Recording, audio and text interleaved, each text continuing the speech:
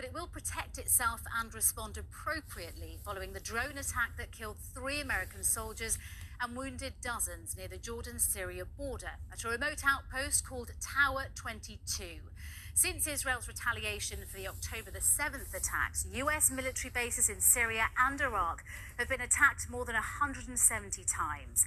The group behind the deaths at the Tower 22 base, called Islamic Resistance in Iraq, are part of an Iranian-sponsored network across the Middle East.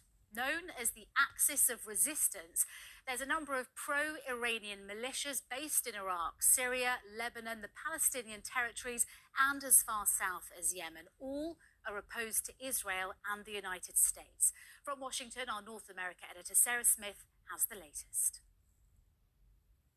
In the Situation Room, President Biden, with his defense secretary, is considering his military reaction. We're told he's weighing his options. He needs to retaliate, but without causing more conflict.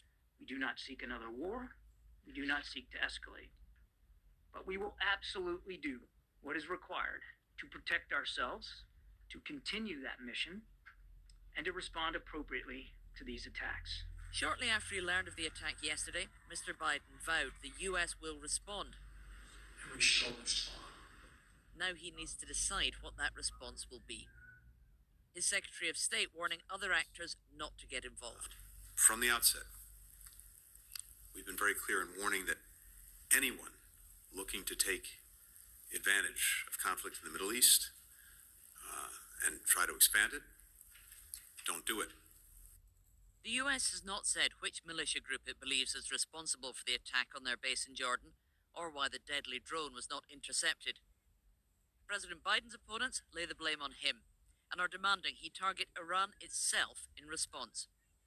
Senator Lindsey Graham wrote on X, "I'm calling on the Biden administration to strike targets of significance inside Iran, not only as a reprisal for the killing of our forces, but as deterrence against future aggression."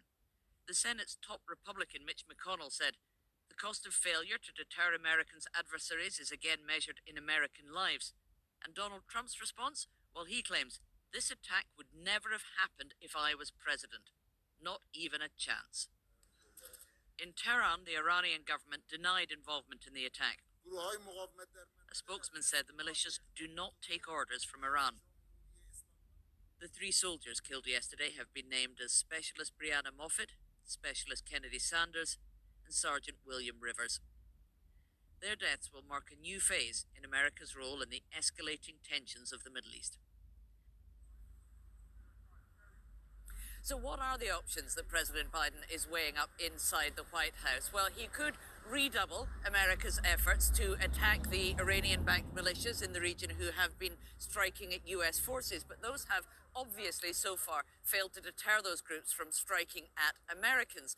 A much more aggressive response would be to try to target the source of the Iranian missiles and drones that those groups are using.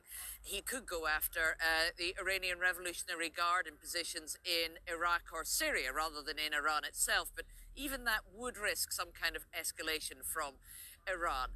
I mean, just as the US says it is not seeking war and it doesn't want conflict with Iran, it's pretty convinced that Tehran doesn't want some kind of direct conflict with Washington. But everybody knows they have to take great care in this delicate and dangerous situation. Sarah, thank you.